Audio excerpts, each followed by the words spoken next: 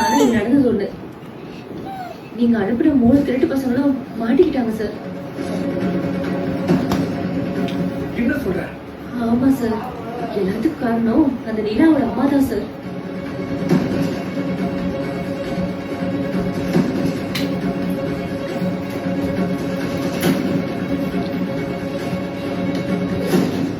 நீங்க மாட்டிக்க கூடாதுன்னு நீங்க அனுப்பின 3 பேர்ல ஒருத்தன் தான் போன் வச்சிருந்தான். அந்த போன் தவறி கீழே வேற விழுந்துருச்சு.